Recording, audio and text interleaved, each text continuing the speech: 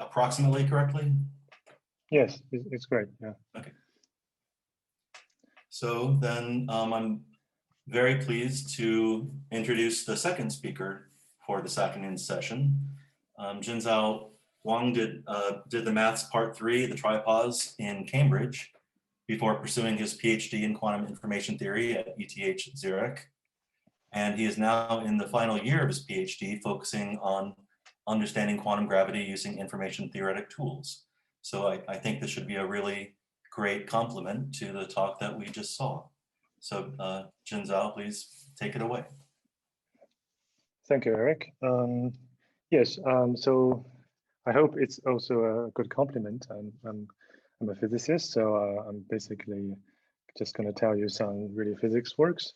But hopefully, you know, I usually just do a little calculations without thinking too much about what it really means conceptually. But hopefully this time I can try to convey the conceptual ideas more than the technicalities. I will try to downplay the technicalities and hopefully the concepts go through.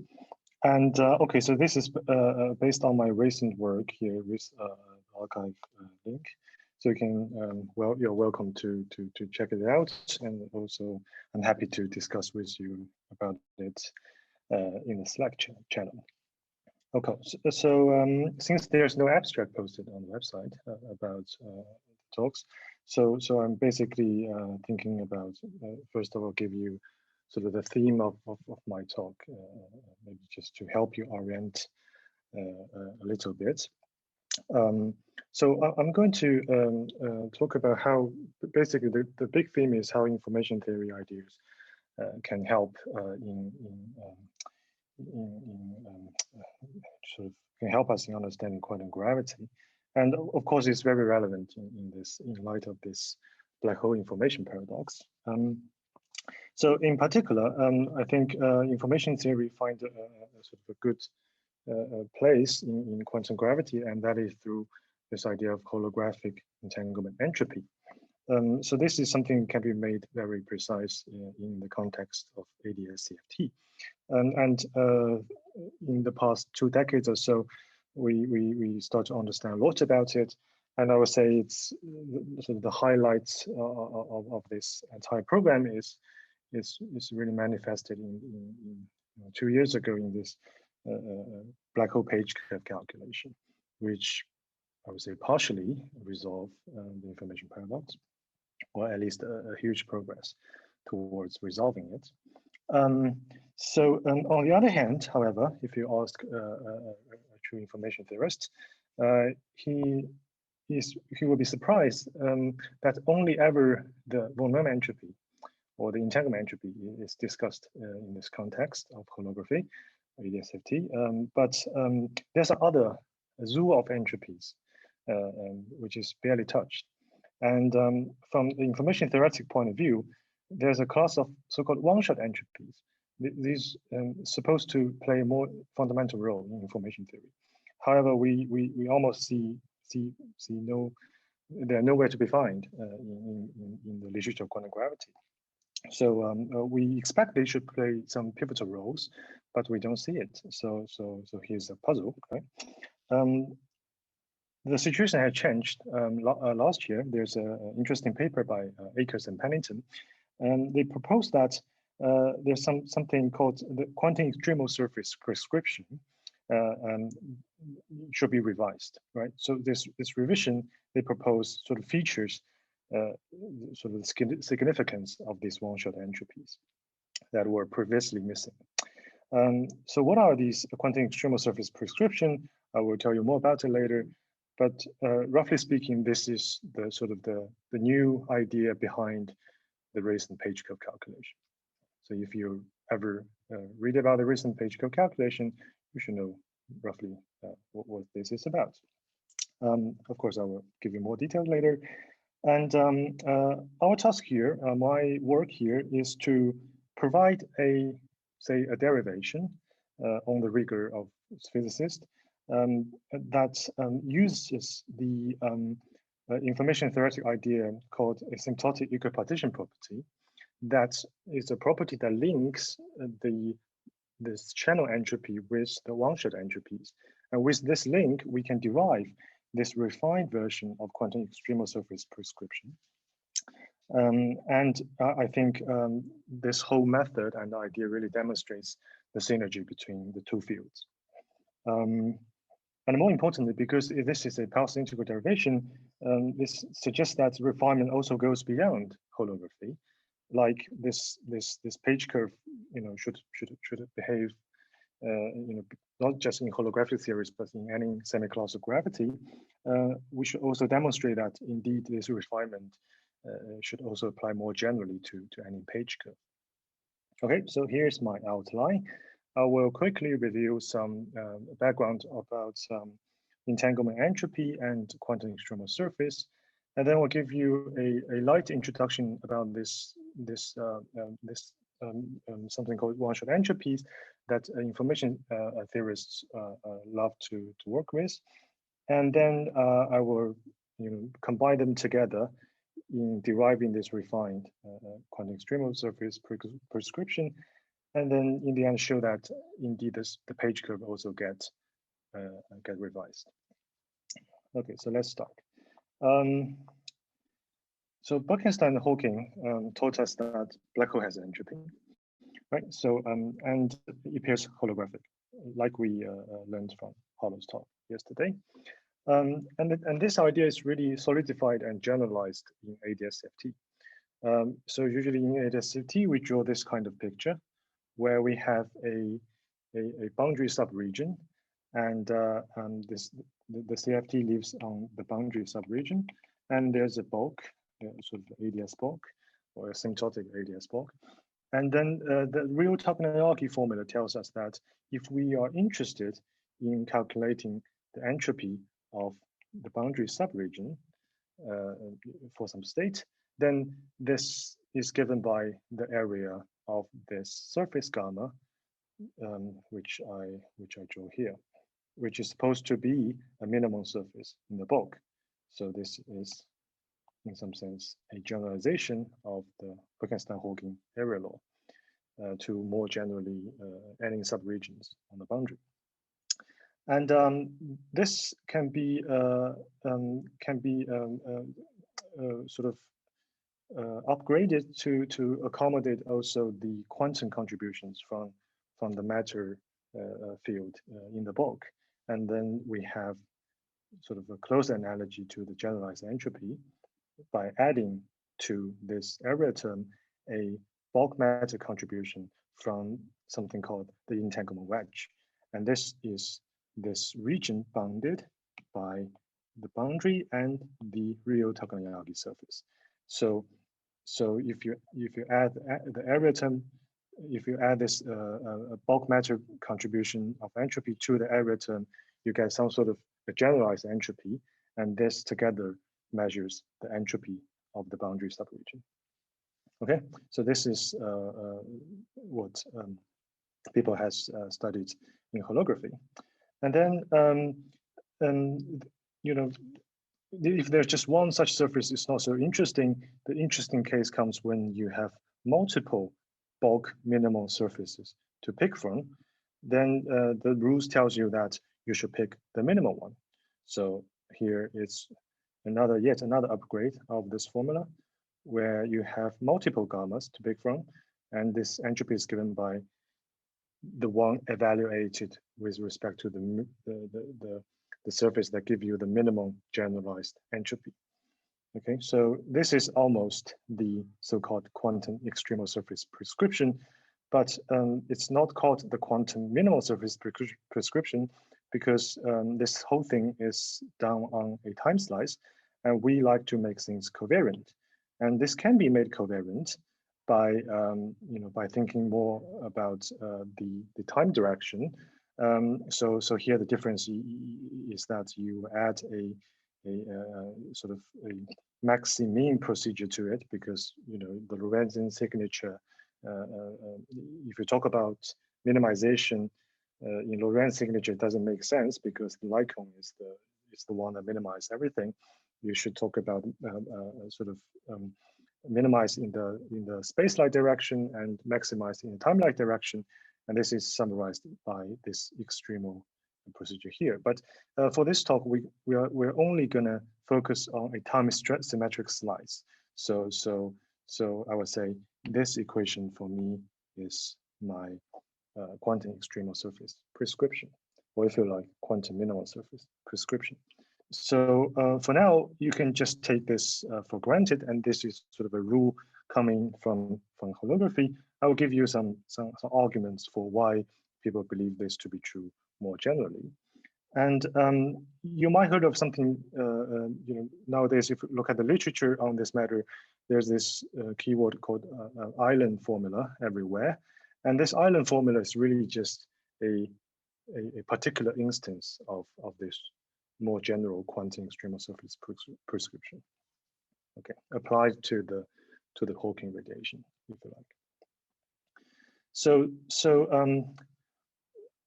how can we make sense of this rule, right? So I put it here. How can I make sense of it? What's the argument that supports its validity?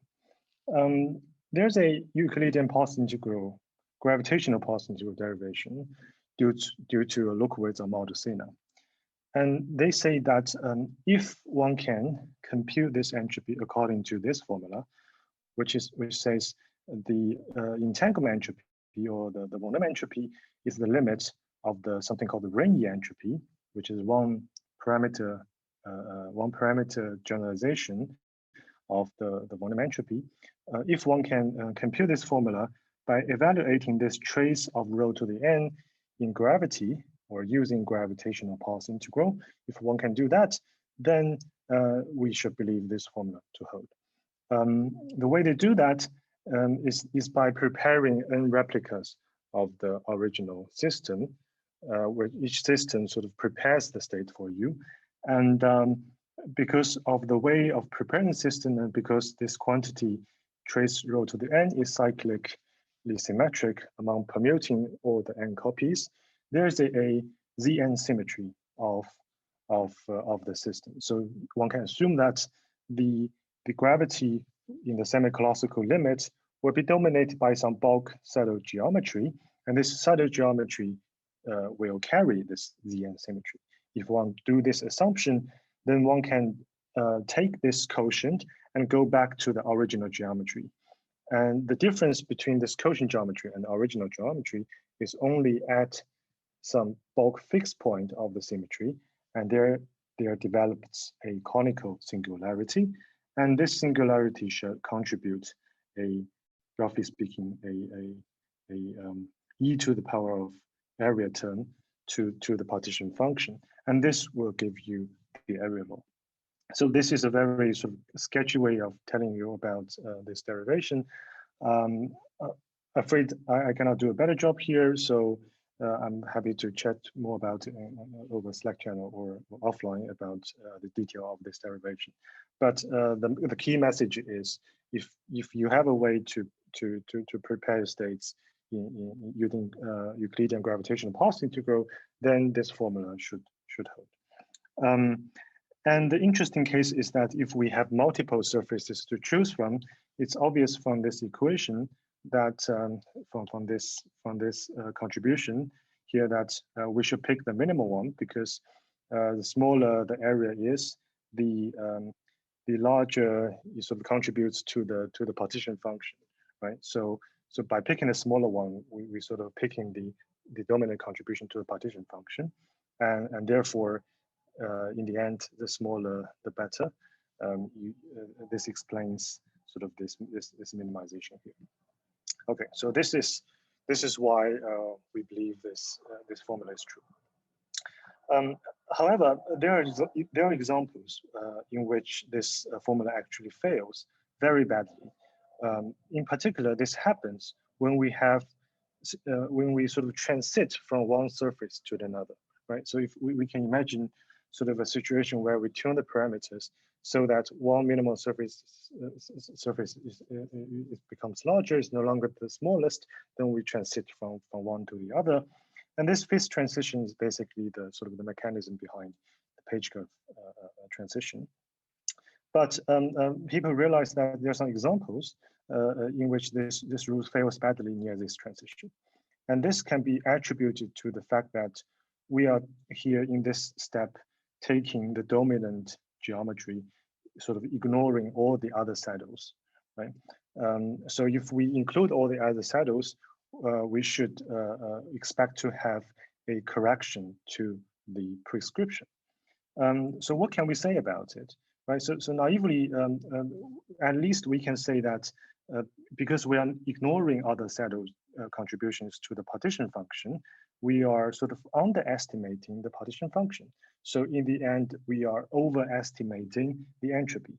So the QES prescription, if we want to be rigorous, should only be think of as up downs to the entropy rather than precise equality, because we are not taking care of all the sum in the past integral. We are just picking out sort of replica symmetric ones. So they only give us upper bounds. But this is too coarse-grained. We want something more specific. And the question is, can we systematically characterize the correction? Okay, so now it turns out in order to do that, we need to borrow some fancy tools from quantum information theory. And usually, if you know a bit about information theory, as from Shannon, when Shannon sort of invents information theory or discovers information theory, he works in the regime which we call the asymptotic regime. He works in the situation where you have certain information processing task, but you have unlimited access to many copies of the sources. A good example is compression, data compression. So say you have some random string you want to compress, but you not only just have one of it, you have an infinite number of identical random strings, uncorrelated, and then you can use some block processing techniques to take the advantage of the fact that you do have many such random streams in order to compress it to the ultimate limit of Shannon entropy, or e to the bit number you can compress it to is characterized by the Shannon entropy. But this is not really realistic, right? Because in real life situations, often we don't have access to an unlimited amount of resources.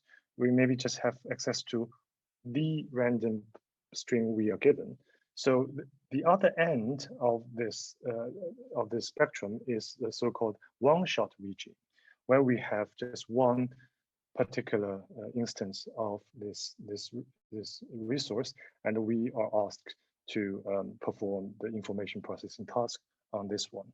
So then in this one-shot regime, it turns out that Shannon entropy or von Neumann entropy in the quantum case no longer characterizes how good you can achieve the task, but rather it's the one-shot entropies that does the job. And let me use this example of data compression again.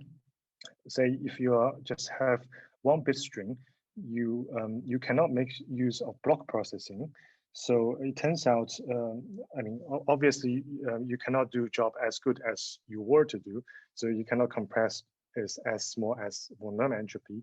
You end up with something much larger than von Neumann entropy. This is called the max entropy. Okay, so actually the max entropy here characterize the one-shot achievability of data compression. And similarly, if you consider the dual task, which is called randomness extraction, that is from a random string, you try to extract from it a perfect randomly, uniformly random string that might be useful for cryptographic purposes, then it's the mean entropy that is involved, that is relevant in the one-shot regime. So the key message is, if we are considering a one-shot regime quantum information theory, the entropy quantities that characterizes our ability to achieve certain information processing tasks is never the von Neumann entropy, or it's never the Shannon entropy. It's almost always, in this particular cases, so-called mean and max entropies. And they are sort of the most relevant relevant quantities in this one-shot entropy family. Okay, so roughly speaking, mathematically, what are they? The mean entropy is, if you like, the minus log of the largest eigenvalue of the density operator, or and the max entropy is the log of the rank. Okay. So these are what one-shot entropies are, and of course we want to connect them together, right? So we want to know, how do we actually recover the von Neumann entropy from the one-shot entropies, given that we know this information processing task can actually, in the limit of many copies of the resources, be achieved with von Neumann entropy being the number that characterizes our ability instead of the one-shot entropies. So the mathematics that formalizes this intuition is something called the asymptotic equipartition property. And this is really a, down to the essence, it's really a consequence of the law of large number. But here, it's sort of a law of large number written for entropies, okay? Written in terms of entropies. And it says the following: if we take the mean entropy or max entropy for many copies of the system and sort of regularize it, divide by n, and take the limit of many copies, you should recover in the end the von Neumann entropy. And here there's a funny epsilon sitting here. This epsilon can be any number as long as it's finite. So you can think of it being a very small number. And what it means is that instead of computing this entropy for this very state, I'm going to consider this entropy evaluated for some state that is very close to it within the epsilon ball. And this procedure is called epsilon smoothing. And this is, you can think of it as just a technicality that helps us to raise this quantity up, right? Because these entropies, when they are defined to be extensive quantities.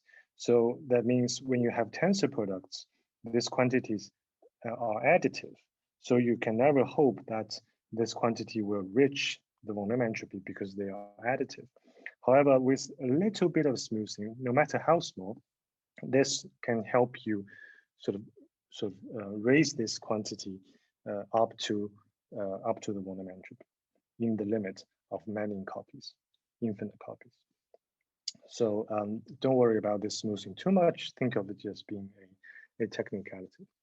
Okay, but the key message is that this formula, I claim, is operationally much more meaningful than the usual formula used in the replica trick that we sort of evaluates the von Neumann entropy in terms of the n to 1 limit of the ring entropy, right? Because this doesn't tell you what really does this mean, but here, if we know the operational meaning of the mean entropy in terms of characterizing your ability to extract random bit from arbitrary source, then it's very natural to say that when you have many copies, you should recover the Shannon result, which is characterized by the von Neumann entropy.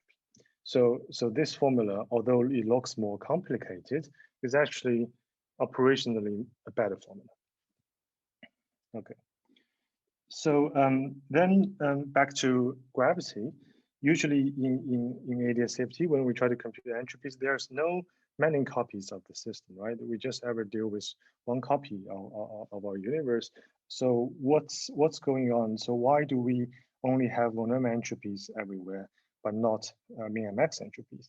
And here it turns out if we try to use this formula instead of the usual one to compute the von Neumann entropy, we shall see that the mean and max entropies naturally comes into the play, and they are the ones which sort of revise the RT formula. They are the ones which revise the quantum extremal surface prescription. So let me show you what are the refined quantum extremal surface prescription. Yes, I have a clarifying question. Sure, On the previous slide, you may have said this, and I think I just missed it. The limit n goes to 1 in the yes. is that a limit from above or below? From above, yeah. Okay, good, thank you. But it's also true from below. It's just that, okay, in gravity, when they compute these quantities, they compute it for integers larger or equal to 2. So you actually imagine physical copies of the systems. Yeah, it's hard to imagine a fraction number like a 1/3. Like to make sense of it is difficult. Yeah. Yeah, I should say this n goes from 0 to infinity. Yeah. Okay. So yeah, this limit mathematically it's okay to take it from both sides. They should all match at the one-m entropy, which is minus rho log.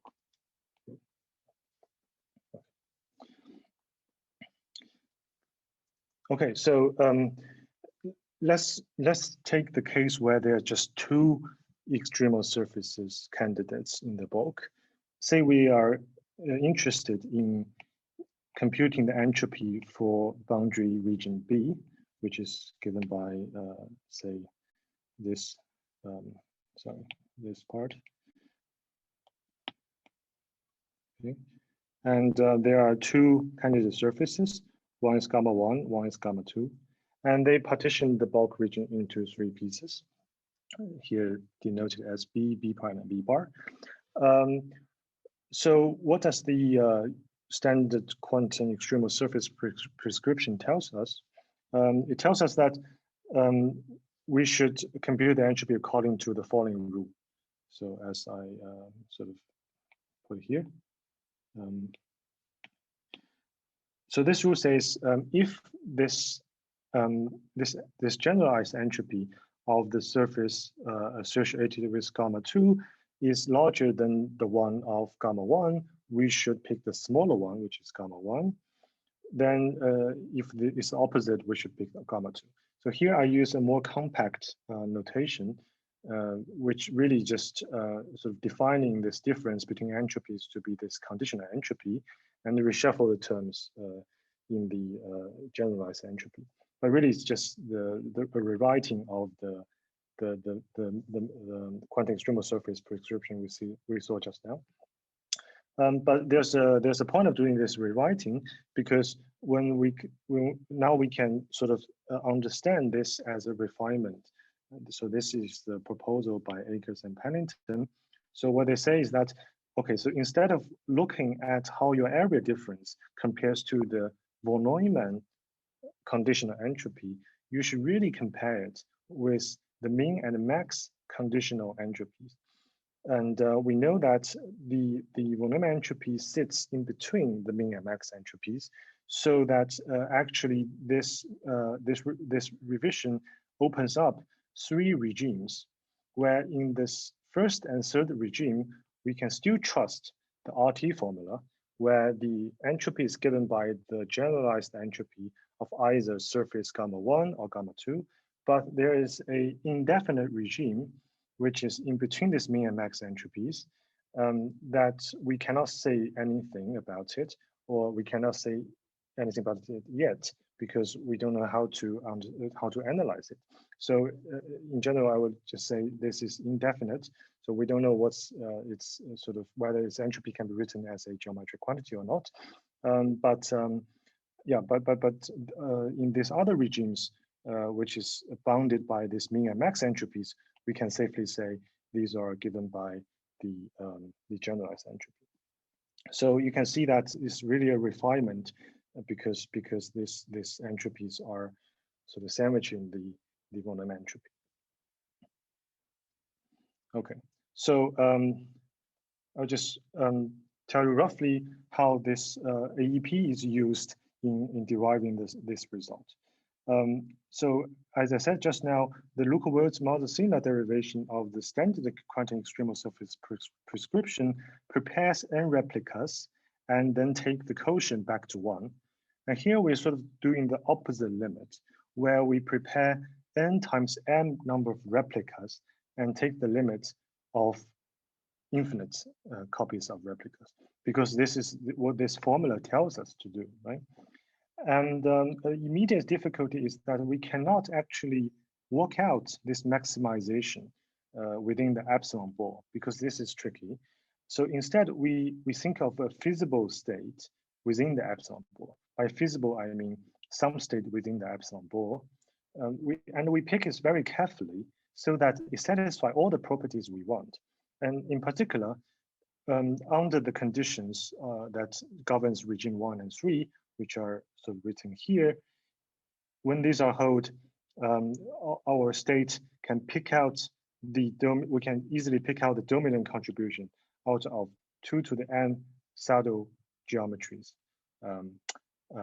when this condition hold. Okay, so there's a lot of fine tuning and techniques involved in choosing this state. But in the end of the day, it's the same story. We compute this gravitationally. We try to assume that the bulk geometry, the semi-classical partition function is dominated by a sum of on-shell actions evaluated on different saddle geometries, and we're going to see which one of them are dominating over the other ones. And it turns out when this condition hold, one can actually pick out the dominant saddle. And more surprisingly, because now we are just, we are not doing this optimization, we are just choosing some state within the epsilon ball that is feasible to this program. What we are computing are not actually this quantity directly, but lower bounds of it, right? Because we're not really reaching the maximum. We're just picking some state within the ball. So we're computing the lower bounds. And remember, we do have upper bounds from the standard replicate trick, which is here. And therefore, putting together these two elements, the upper bound and the lower bound do actually match up in regimes 1 and 3. So that is in regimes 1 and 3, we have this entropy still be characterized by the RT formula, which is what we want.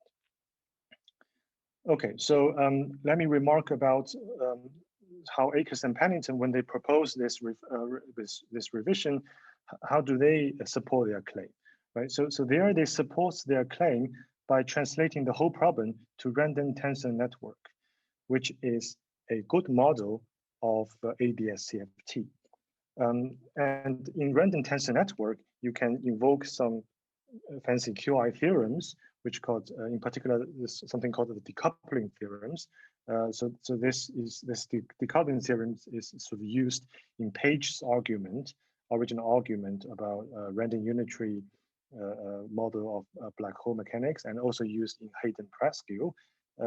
But there's sort of a fancy version of decoupling arguments that involves the max entropy. So this is what they use. And so this is a convincing argument because random tensor network is a good model of holography. But it's rather indirect, right? Because it sort of translates a problem to another model.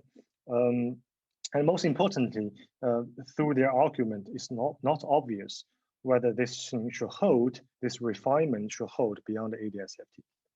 But with this positive integral derivation, as long as you believe this quantity trace of rho to the n can be computed gravitationally, you should expect the refinement also goes to more general situations beyond the ADS-CFT.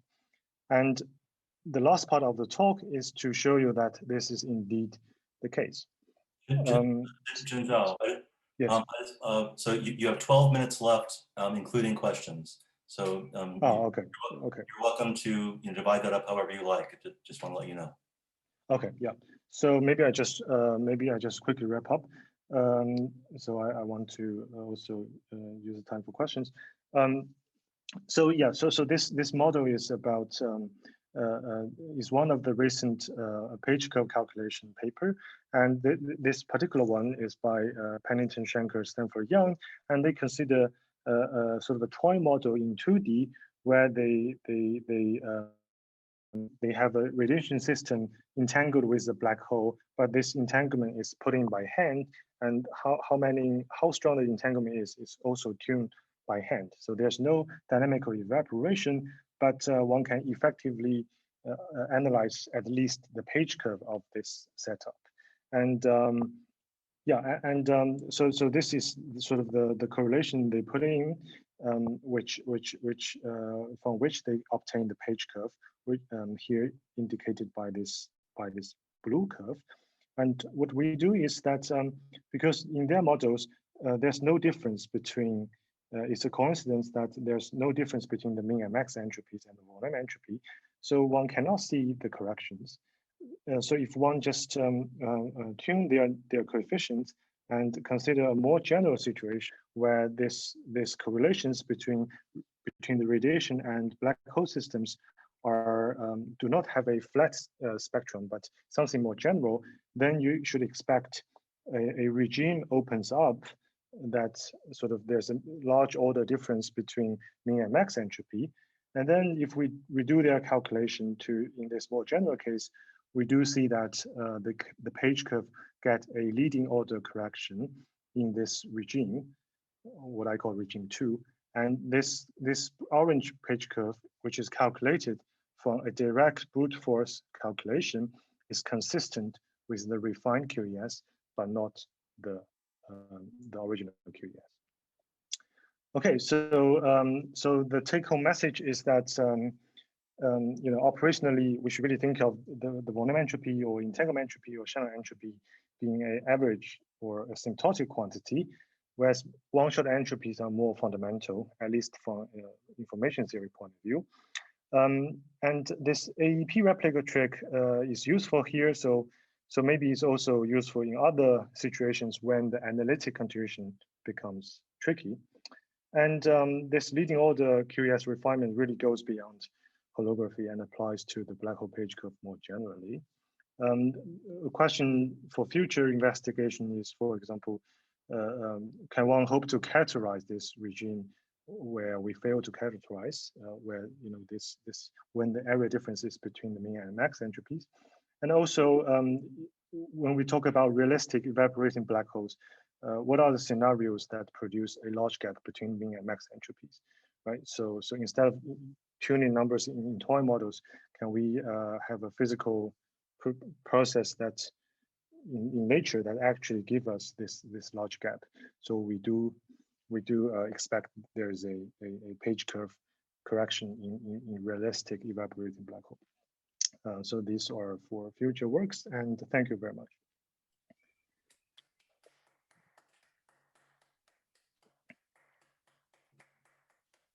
Thank you for that. That was a really rich, really thought-provoking talk. Thank you very much. We have about 10 minutes for questions. So perhaps Jinzhao, you can stop sharing your screen, and then if people have a question about a particular slide, then you can start it again. Yep. So Enrico? Hi, well, that was very, very interesting, thanks. So I had a question on something that maybe you mentioned, you began mentioning in the outlook, because, well, as you mentioned, the RT formula and all this stuff is interesting for two reasons, which are connected, of course. One is computing von Neumann entropies and other entropy quantities in holographic systems. The other one is that in gravity, you can do stuff like entanglement edge reconstruction and other things. So my question was this, maybe a curiosity. So in the regime 2 of the refined prescription for the computation of the entropy, how does entanglement edge reconstruction work there? Because you don't have, from if I understand correctly, the prescription as you have summarized it, yes. You don't really have a well-defined quantum external surface there to use. And yes. Is this maybe related to stuff like state dependence? I mean, if I recall correctly, Pennington, that around the inflection point of the page curve is where you're supposed to have the most state dependence. So Yes. that comes into play. How does it work? Yes. So yes. So if you look at this original paper by Akers and Pennington, where they proposed this correction, they also discussed entanglement wedge reconstruction, although not systematically. It's more like some thoughts for thinking about. But there, so the interesting thing is they say, okay, so you can define something more general. So instead of saying I define an entanglement wedge, which is when you have a real topological surface, you define the region, sort of bounded between the surface and the boundary. You define something what they call the mean wedge and the max wedge, which is sort of a natural generalization, and you can think of let alone the definitions. So they would just call entanglement wedge a entanglement wedge when the mean wedge and max wedge coincide. So that's the case in regimes 1 and 3. And in regime 2, these two wedges don't coincide. And if you like, in this picture, I have, so I had this picture, maybe I can just quickly share again.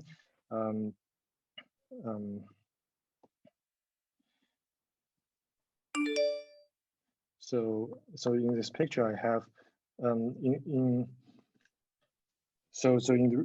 regime 1 and 3, it's either this one or this one, right? So the entanglement wedge is either this one or this one. But in regime 2, this mean and max wedge, they don't coincide.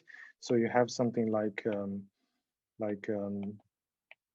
so the mean wedge is this black one, and the max wedge is this red one. Okay, so they don't coincide. And in these situations, the interesting thing is, if I have an operator here, can you really do reconstruction? And the tricky thing is, it's sometimes possible, and it's state dependent. So Hollow's theorem is not state dependent, right? He sort of says, if this is in the wedge, you can just do it without knowing the state. But with knowledge about the state, you can actually sometimes do it. But there's no Hollow's theorem's counterpart yet about, what's the exact criterion that's going on. So that's for future work. Thanks. Yeah. Manus? Hi. Hi, yeah, thanks for a great talk. I just have a clarification question about the revised quantum extremal surface prescription. So in the page curve, does it mean that at the page transition there's some, I mean, how does it modify the page curve basically? Yes, so okay, so I should say that so the orange curve is what you computed just by evaluating the past integral, sort of brute forcely do that by something called the resolvent method, which allows you to compute the whole spectrum, and then you compute the entropy. So this doesn't involve any holography or whatever, but then you can say, I have this result in orange. I want to compare it with this rule of this prescription, and also question whether they're consistent. And the usual rule will say, look for the turning point where the condition of Wang entropy, sort of is comparable with the area difference. So that's the usual rule, right? And here is the point if you follow the usual rule, and you see that there's really no apparent turning point at this point. So if I here in blue is the consequence of the usual rule, right? So and then it will be wrong because you made the wrong prediction. And instead, I would say, you can clearly see 3 regimes where still this real Takayanagi surface formula, real Takayanagi formula works pretty well in this case and this case, but they fail to work well in this case. So that's the correction. Yeah. Does it only modify the slope then? I mean, yes. So you press this down in this regime. So you press the curve down. Yeah. So in the usual page curve, so I guess this is for eternal black hole, but in the usual page curve, it decreases the turning point and also maybe smoothens it. Is that correct? So in the usual page curve, let's say this is the usual one. And if we are in a situation where this min and max are different at leading order, then we should expect something like this. Yeah. So maybe, yeah. So yeah. And okay, great. And so, for an eternal black hole where, it doesn't go down, but it flattens out, what happens? That's what you've drawn here. Right. So in the end, they should match. These two curves should just match. In regime 1 and 3, they should match, and it's just near the transition. There's large gap if the min max entropy difference are large. There's yeah. So we don't have a proposal for telling you what exactly this orange curve lies, but we can only tell you it's smaller than what the real Tokeniagi formula predicts. Okay, thanks. That was very helpful. Yeah. Okay, so we have 2 minutes left. If someone has a good punchy short question.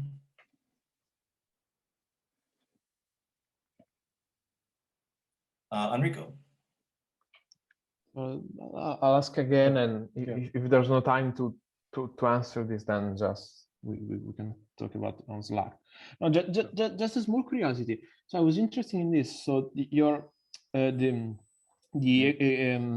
equipartition property that you discussed is supposed to substitute the replica trick, basically, correct? Yes.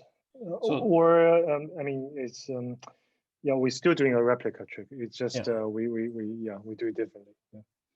So no, okay. So that is kind of my question. So if you try to evaluate this with the gravitational path integral, how would it work? Would it work the same as in the standard replica trick, that you have the replica wormholes and all that stuff, or do the replica wormholes disappear? Or yes, so I would say there's a lot of freedom you can tune it. The way I make it work is that of course there will be so maybe I have a picture here. So this is sort of the picture we have in the vertical direction the n replicas, and in the horizontal direction n replicas. So in total n times n replicas, and here when you do this sort of contraction between saddles, this is the usual story of replica wormholes, whatever can happen here. But when I consider this m replicas, because I want to pick the state within the epsilon ball however I like, I can. There's some freedom now I do things. So in this particular application I use to derive this rule, I don't allow the geometry to connect up among these replicas. I only the M replicas, right? Yeah. Okay. I don't have any geometry wormhole connecting M replicas. I only have bulk state correlated among these things. So if you believe in something like ER or equals to EPR, then they should be equivalent somehow. But if you, I don't know about that. So I would say for future works, it's interesting to also explore wormhole geometries connecting up these M replicas and see what that gives you. Yeah. Okay, so we're out of time. I'll have to put all my questions and comments on Slack. But let's thank Jinzhao again for a really interesting talk. Thank you.